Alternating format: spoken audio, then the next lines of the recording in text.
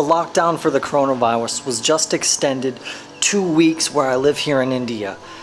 And people have been asking me, why did I choose to stay in India instead of going back to the US when I had the chance?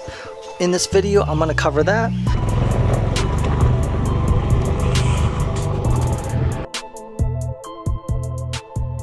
When the coronavirus cases first started happening, I was traveling in northern India. I was in Agra. Leaving Agra Fort, we went to Varanasi, flew down to Kerala. And at that point, even though a few cases were popping up in the places that I'd been, it seemed relatively minor. It didn't seem like a big deal. Seems like I'd get back to where I live in South India and everything would go back to usual. Then my family who was visiting me at that time and traveling with me, their flight got canceled back to the United States. President Trump canceled all foreign travel from Europe to the United States this morning. Does that mean us? So they had to buy a more expensive flight and barely got out before the United States canceled all flights from Europe and India locked down and canceled their own flights. Mumbai is deciding that maybe they're not going to allow people into their country without, we're talking about a 28-day. As they were leaving, the question was, do I go back to the United States or do I stay here in India?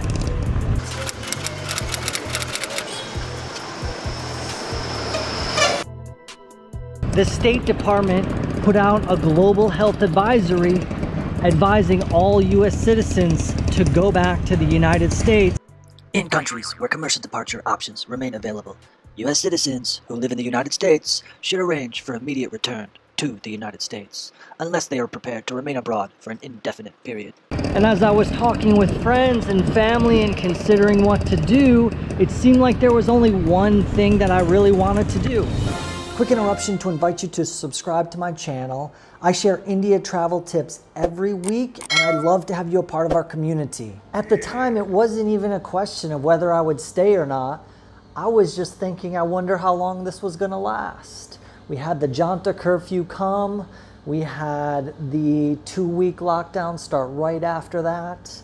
And I honestly just didn't expect the coronavirus to be such a big deal as it is. And as family and friends ask me, do I wish I was back in the United States during this time? I don't wish I was there. I like being in India. I have a home here. Let's take a look at the place.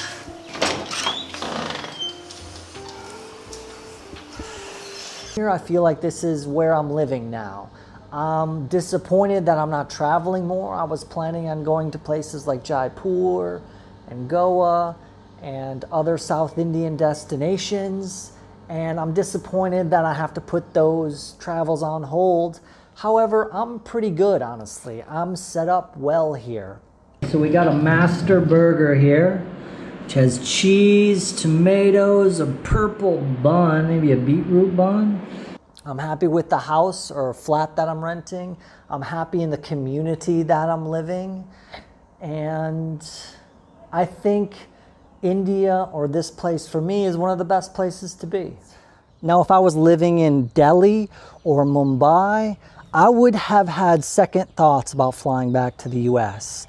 I've watched some video of some riots and some overpopulation and people not getting enough food in Delhi.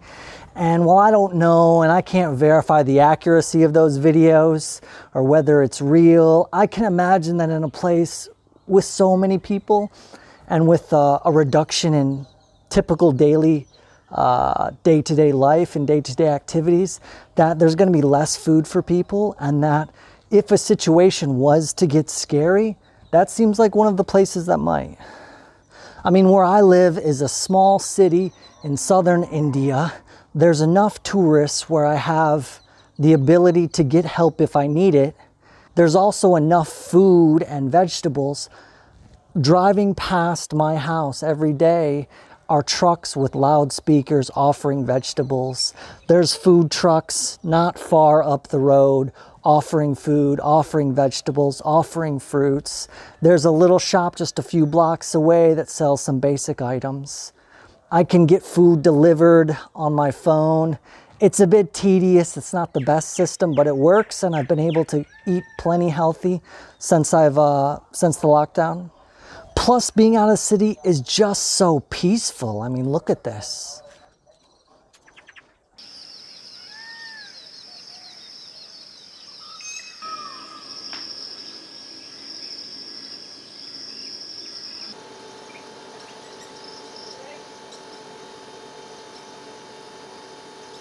Although it is blazingly hot in India in May, it's over 40 degrees Celsius and probably going to be 110 a number of days this month. And while I'm not super stoked about that aspect of India, I got AC, I have nice fans. It's not that bad. It's much better than spending a winter in some place like where I grew up in Michigan. Whew, snow for 5 to 4 to 6 months a year. I'll take 110 any day. Plus, let's say that I was to leave India. Let's say I was going to get an international flight to fly home to the US. That's not necessarily a complete guarantee I'm going to be okay. The US has a ton of coronavirus cases. My family lives in Michigan, which has some of the most in all of the US. Also, when my family was flying back, they had to fly through Mumbai, and at any minute Mumbai could have shut down their international flights, making it so that my family was stuck in Mumbai. Of our wonderful angel friends and family that are out there too. I'm sorry, I didn't sleep much. Now let's say I tried that. Let's say my connecting flight went from here up to Mumbai and I got stuck there. Then I would be in a terrible situation according to me, and it would be much more of a risk than just sticking where I already have a place. I know how to get food. I have everything that I need to wait it out and see how it goes. Here we go, lockdown haircut with Michelle, the not trained at all barber, who is a little too happy to be cutting my hair right now, honestly. We'll see how this goes. She once, when she was a kid, gave her brother like a no sideburns haircut, so just shaved straight up like that, and didn't realize before she did it that that wasn't going to be a cool look. So, She never told you that story. What's going to happen here? I don't know. What do you think I should have done? Should I have went back to the US, or is staying in India the right move? This is how hot India is. Okay, let me play devil's advocate for a second. Let's say I would have gotten a flight, everything would have worked out, and I would have been able to fly back to the US. What would be the problems with that? Well, number one, money. So let's take a look at the US Embassy website. They offer status of repatriation flights to the US. However, the flights cost between $2,000 and $2,500.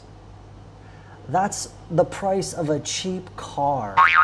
You can fly back to the US for $700 typically on a one-way ticket. So that's like 4 times the price. Then I'd also be living in the US where I'd have to pay rent, which would be difficult to find at this point. Or what am I doing? I'm staying with my mom, I'm staying with my dad, I'm living on a couch.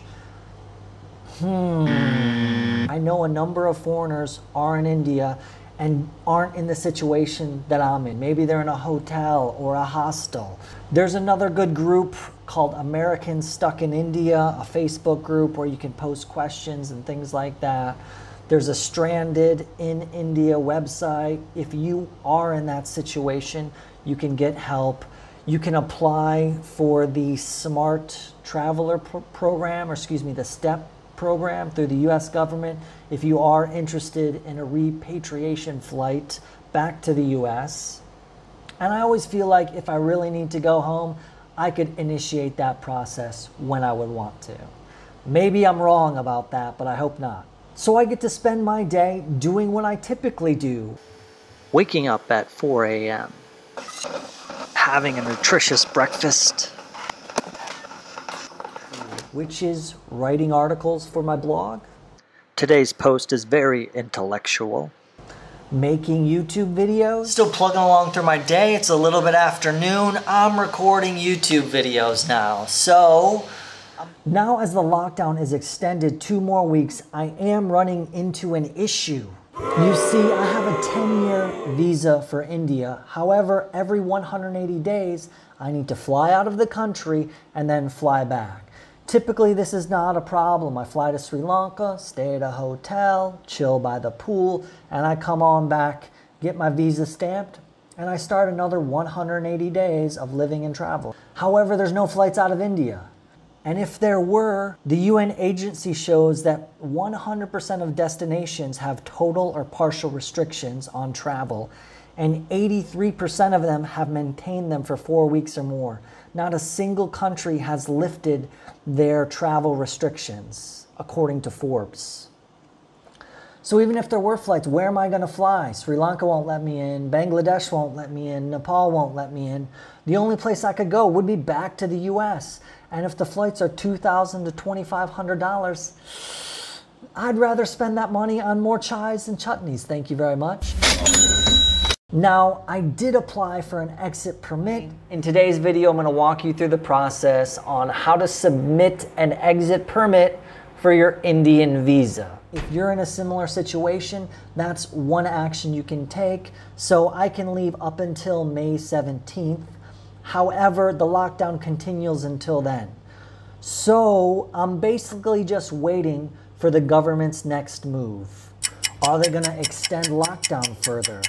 Some articles are saying that flights will begin in mid-May to major capital cities, places that are not under lockdown, that do not have many cases of the coronavirus, could start doing flights. I'm on a WhatsApp group about visa extensions, and every day people are posting more information about the current situation. But really, I'm just chilling, doing what I usually do, and trying to make the best of a situation that is super weird. Global pandemic. What is happening? How about you? What is one thing that you've been doing during this lockdown that's keeping you busy? Please put a comment below and I will respond to everyone. If you're curious about more information about the lockdown, I have another video, Life as a Foreigner During the Lockdown, and you can check that out as well. If you're wanting to travel India after the lockdown, I just put a ton of time and effort into getting all the data and researching the average prices for hotels and meals as you're traveling India. So if you're curious, you can check out that video.